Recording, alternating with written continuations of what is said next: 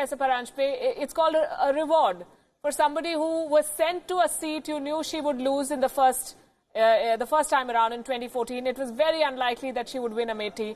Even in this one, most people said that, well, she will dent his victory margin, but she may not win it. And yet she gave it 100%. So it's called a reward and not a quid pro quo, I would say. Exactly. Okay, I can change that word. I'm with you. I agree.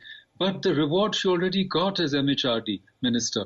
And I agree with one of the earlier panelists. I think she has a fantastic connect with the people. And as you said, she's very hardworking. She's very dedicated.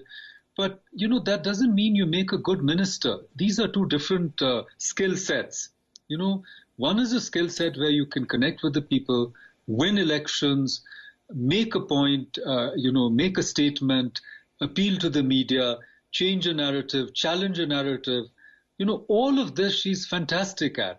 But running a ministry is a completely different kettle of fish, in my view. So we don't know. And I also think that, you know, Modi is going to trump the media. I'm sure there's going to be surprises.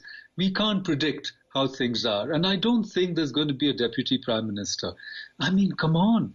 Deputy prime minister with Modi? No way. I mean, he's the person in charge, and that message has to be loud and clear. Right.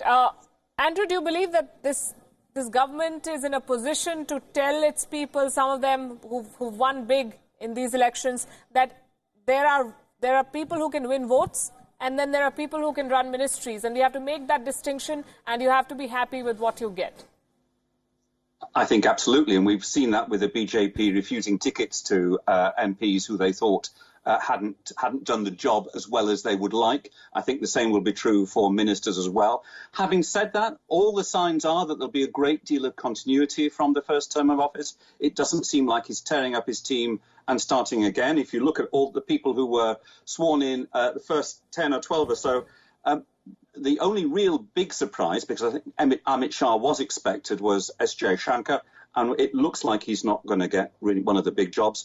But I am tempted to go along with Makaran Paranjpe and imagine that Nitin Gadkari may well be in the running for finance.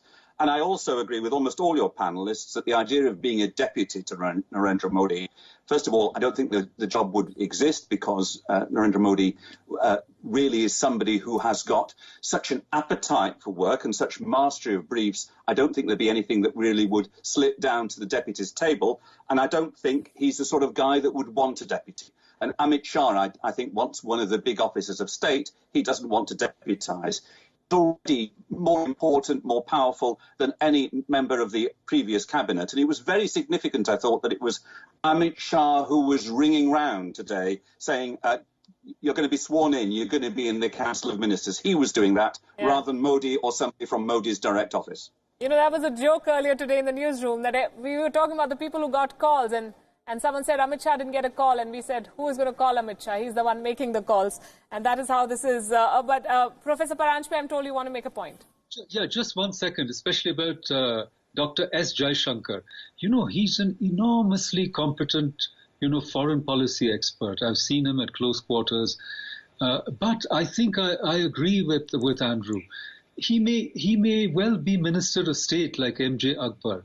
Just because he's sworn in right on top of the order, we don't have to come to the conclusion, automatically come to the conclusion, that is, that he's going to be the External Affairs Minister. He may be Minister of State and, play a very vital role in shaping India's foreign policy.